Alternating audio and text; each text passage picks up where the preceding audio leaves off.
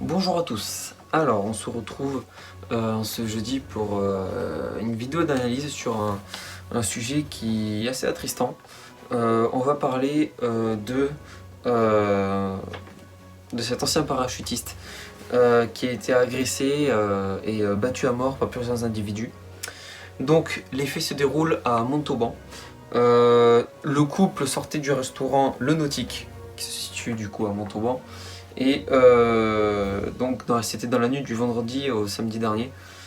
Ce couple a été agressé par plusieurs individus.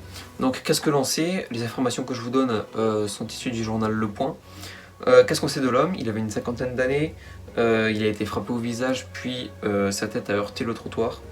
Il était en état de mort cérébrale et il a été pris en charge par les secours et transporté d'urgence vers l'hôpital de Toulouse. Son décès a été acté le 31 octobre, donc le dimanche 31 octobre. On sait que c'est un ancien militaire du 17e régiment de génie parachutiste. Et les anciens du 17e régiment du génie de parachutiste ont réussi à récolter 5000 € en soutien à sa famille. Le RN s'est saisi un petit peu de l'événement pour diffuser ses idées autour de la sécurité. Donc maintenant que l'on a un peu expliqué les faits, qu'est-ce que cette agression signifie? Cette agression, elle révèle une certaine insécurité, même lorsqu'on est ancien militaire. Le classique où les personnes sont plus nombreuses. Alors, certaines sources disent que les individus étaient 6. Ça fait beaucoup, 6 contre 1, voire 2 si on compte sa femme. Mais des sources disent qu'ils étaient 6. Des sources que je n'ai pas pu vérifier, mais en tout cas, ils étaient plusieurs individus à agresser cet ancien militaire. Ça révèle du coup, comme je le disais, une certaine insécurité dans le pays. Une certaine insécurité qui, aujourd'hui, ne peut être que réglée par un moyen de répression et non plus par un moyen de pédagogie ou je ne sais quoi, idées bien pensantes, etc. Non. Aujourd'hui, le seul moyen de pouvoir éviter ce genre de choses, c'est avoir une grande répression. Déjà, lorsque ce sont des étrangers, commencer par leur enlever la nationalité française et les expulser du pays. Ça permettra déjà de 1 vider les prisons et de 2 de dissuader les personnes qui sont étrangères et que la France accueille, ça les dissuadera de faire ce genre d'acte. Et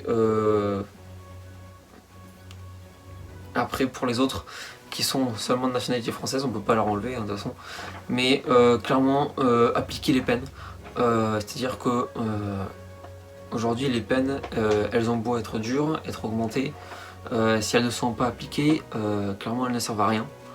Donc déjà, il va falloir peut-être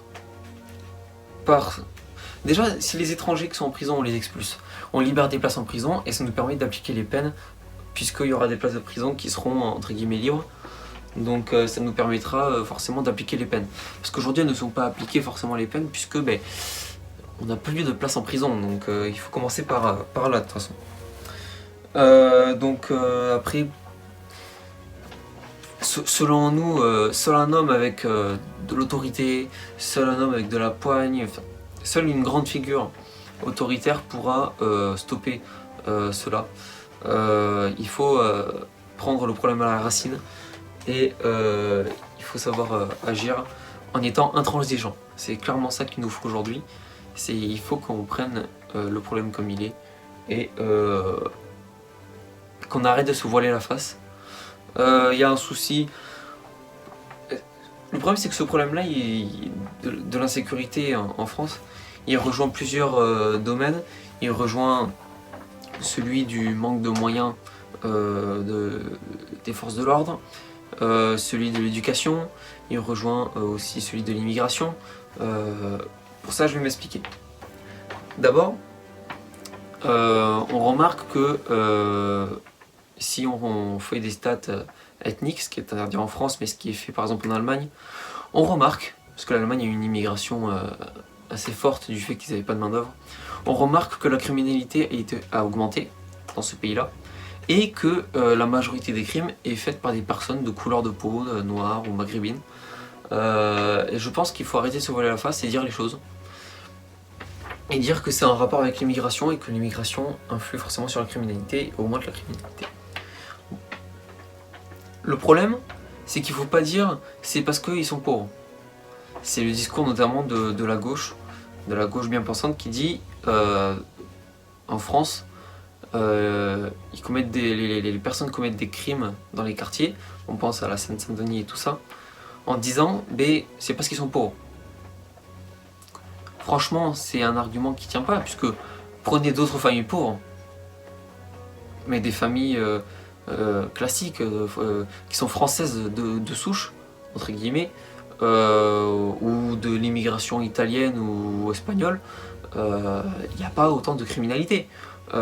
Ces derniers ont beau être très pauvres, ce n'est pas pour ça qu'ils vont agresser des gens dans la rue, voler. Il y a un moment donné, on ne peut pas remettre ça sur le dos de la pauvreté. Il y a des familles qui sont encore plus pauvres que celles en Seine-Saint-Denis et pourtant qui ne font aucun crime.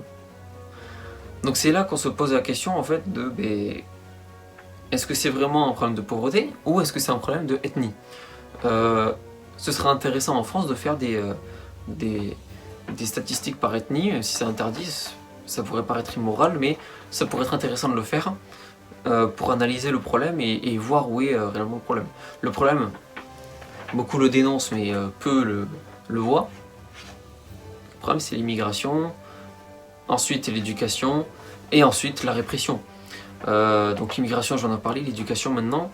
L'éducation doit se faire par l'éducation nationale, mais aussi par les parents.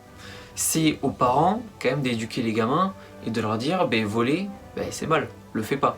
Sauf que quand même les parents sont délinquants, les gamins ne peuvent être que délinquants. Donc, on en vient à un problème. Il y a une mesure de Marine Le Pen qui est très intéressante par rapport à ça. C'est lorsqu'un gamin est délinquant, c'est de retirer les aides aux parents. Le seul moyen, c'est de toucher au portefeuille. Alors on va nous dire que la gauche nous dira qu'ils sont déjà pauvres, et donc ça accentuera le fait qu'ils voleront, etc. Mais encore une fois, prenez des familles classiques, entre guillemets, de souche française, ils sont très pauvres, et pourtant, ils ne volent pas. Je rappelle ça. Donc, on est toujours sur ce souci-là, de la gauche qui nous parle de pauvreté et qui pointe la pauvreté en disant que c'est à cause de ça, et une droite et extrême droite qui dit, en fait non, c'est une question d'ethnie. Nous, on se situe du côté de l'ethnie, du côté de la droite et de l'extrême droite. C'est-à-dire qu'on dit qu'il y a un problème d'ethnie. C'est pas normal que la criminalité augmente lorsqu'on a une immigration massive. Donc, qu'est-ce qu'il faut faire? Simplement, déjà, les étrangers qui commettent des crimes, lorsque c'est des majeurs, on leur enlève la nationalité française, on les expulse. Et lorsque c'est des mineurs, on va toucher au portefeuille des parents. Et ça la fera réfléchir un petit peu. Maintenant, sur l'éducation nationale, faut dire que oui, on peut pointer les parents du doigt, mais il faut pointer aussi l'éducation nationale. L'éducation nationale aujourd'hui, quand vous voyez qu'elle vous fait l'apologie des LGBT dans les lycées, on se pose des questions. On voit très bien que l'éducation nationale est défaillante. Quand on voit que l'éducation nationale dit la France était seulement des colons et des esclavagistes, on se pose des questions. Quand on vous dit que Napoléon il a créé des guerres et fait des millions de morts, c'est bien, mais on met tous les points négatifs de l'histoire de France. Donc forcément, les gamins, au final, ils aiment pas la France. Ils disent la France c'est un pays de merde. Donc là est tout le problème. Donc nous, qu'est-ce qu'on dit par rapport à cette affaire de Emmanuel QF? On dit déjà que justice doit être absolument rendue, peu importe le prix. On doit absolument rendre justice, parce qu'on ne peut pas avoir des morts comme ça tout le temps. C'est inacceptable. Donc il faut que justice soit rendue. Surtout que c'est un ancien militaire, donc il y a eu une vive émotion du côté des forces de l'ordre et de l'armée, mais je les comprends. Il faut que justice soit rendue, et il faut que l'on fasse un grand hommage à cet homme qui a servi son pays de la plus belle des manières en faisant l'armée. Et des militaires comme ça ne doivent pas se retrouver en danger parce qu'ils ont fait leur métier. L'enquête est en cours par rapport à cette affaire-là, donc on verra qu'est-ce que ça donnera dans les prochains mois, enfin semaines, mois. On verra comment ça évoluera. Mais je pense qu'il est important de continuer à respecter nos forces de l'ordre. On doit, même à l'école, on doit dire, on doit valoriser nos forces de l'ordre et nos militaires. Parce que sans eux, on ne vivrait pas dans un pays avec un minimum de sécurité. Aujourd'hui, oui, il y a des problèmes de sécurité en France, parce que justement, on ne donne pas les autorisations aux militaires et à la police, aux forces de l'ordre, on leur donne pas l'autorisation d'agir à peu près librement, et la justice ne fait pas son travail derrière. Donc on en revient à un problème de justice et à un problème d'autorisation pour les forces de l'ordre. Je reprends des exemples par rapport aux gilets jaunes notamment. Les policiers, il y a un moment, ils étaient en danger. Le mec, il a sorti son arme, il a pointé la foule. Et bien, ça a fait grosse polémique. Donc vous voyez très bien que les policiers ne peuvent plus rien faire aujourd'hui. Et dès qu'il y a un problème dans une interpellation, c'est les policiers qui sont pointés du doigt. Donc, il va falloir arrêter de dire que les policiers sont des assassins et arrêter de les dévaloriser, puisqu'au contraire, c'est grâce à eux si on peut vivre, entre guillemets, en sécurité. Mais il y a des choses à faire encore aujourd'hui et on doit encore continuer à agir. Et pour ça, ce thème de la sécurité, il est mis sur la table pour ces élections présidentielles par Zemmour et Marine Le Pen notamment. Et je pense que c'est des sujets qui sont très importants à aborder et c'est, quand on regarde les sondages, c'est un des sujets les plus importants que veulent les Français. Je crois qu'il était deuxième ou troisième, juste après le pouvoir d'achat. Et donc, en plus du fait que Marine Le Pen et Zemmour en parlent, je pense que c'est les deux qui peuvent régler ces problèmes-là. Plus Éric Zemmour selon moi. Mais ça, on le verra quand il y aura les élections et qu'un des deux sera président, j'espère, pour qu'on évite le pire. Et franchement, c'est pas les écolos par exemple qui vont avoir le thème de la sécurité en avant, d'autant plus que c'est de l'écologie un peu mal faite de la part des écolos. Mais je vous prends un exemple, Bordeaux. Bordeaux était une ville, quand Juppé était encore là, avec les LR, elle était à peu près sécurisée. Le maire écolo est arrivé, la criminalité a largement augmenté. Il y a des attaques au couteau tous les jours à Bordeaux. Il y a des problèmes dans le tram tous les jours. Enfin, clairement, la sécurité n'est pas un des thèmes principaux des écologistes. Et quand vous voyez qu'il y a des partisans de Jean-Luc Mélenchon qui disent que la police tue, on voit déjà que l'extrême gauche et que la gauche sont déjà deux partis qu'il ne faut pas élire, absolument pas élire, parce que ça n'apportera que de l'anti-France encore plus et de l'insécurité qui augmentera.